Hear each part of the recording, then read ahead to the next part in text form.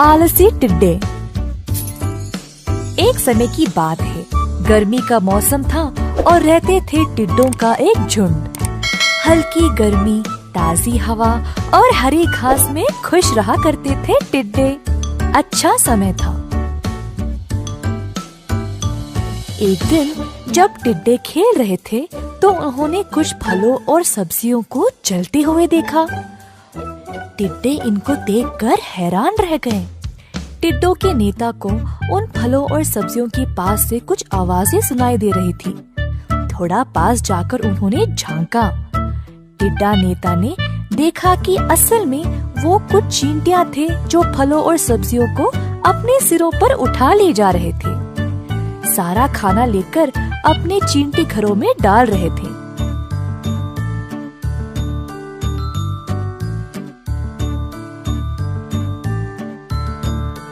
तुम सब ये खाना लेकर अपने बिल में क्यों डाल रहे हो? पूछा टिड्डा नेता ने। सर्दी का मौसम आने वाला है तो उसी की तैयारी कर रहे हैं। जो गर्मी में मिलता है वो सर्दी में कहाँ होता। पत्ते, फले, डालियाँ ये सब नहीं मिलेंगे। बहुत ठंड होगी और बाहर निकलना भी मुश्किल। इसीलिए हम अभी थोड़ा मेहनत करके सब कुछ जमा रखते हैं। बेशक तुम चींटियों को ऐसे ही सिरदर्दी उठानी पड़ती है। देखो कितनी छोटी और कमजोर हो। हम लंबे और बलवान हैं। हमें किसी चीज की चिंता ही नहीं, बोला टिड्डा नेता गुरूर से। सारे टिड्डे बस चींटियों पर हंसते रहे। हर रोज चींटियां अपना काम करते जा रहे थे और खाना जमाते रहे और टिड्डे बस इनका मजाक उड़ाने में थे। इसी प्रकार कुछ दिन बीत गए और गर्मी का मौसम भी खत्म होने को आ रहा था।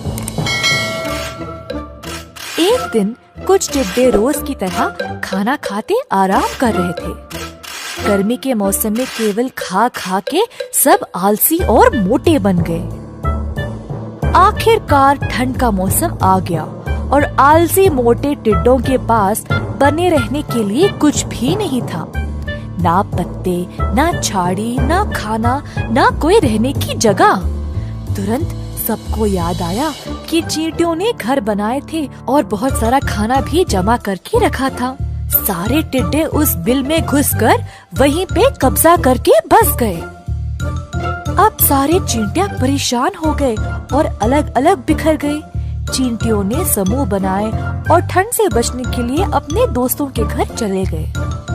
ठंड का मौसम समाप्त हो गया और फिर से गर्मी शुरू हो गई।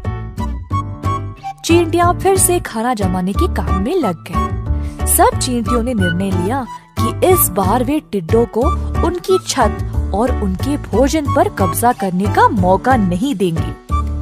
टिड्डों को गुमराह करने के लिए उनके पास थी एक योजना। इस योजना के अनुसार कुछ चींटियों की सेना ने एक गुप्त जगह बनाई जहाँ पे वे खाना जमा कर रहे थे और साथ साथ कुछ और चींटियां उनके पुराने जगह में खाना जमा करने का नाटक कर रहे थे, टिड्डों का ध्यान हटाने। टिड्डे आराम से चींटियों को देखकर सोच रहे थे कि अब फिर से सर्दी में वे उनके खाने पर कब्जा कर लेंगे।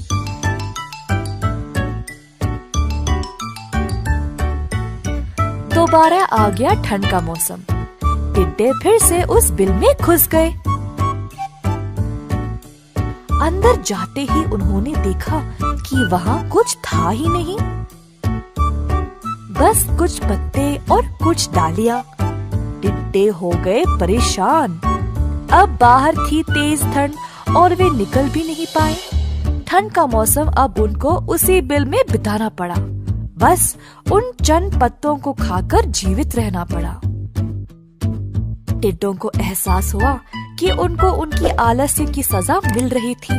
जब वे गर्मी में बाहर निकले तो दुबले पतले और कमजोर पड़ गए थे।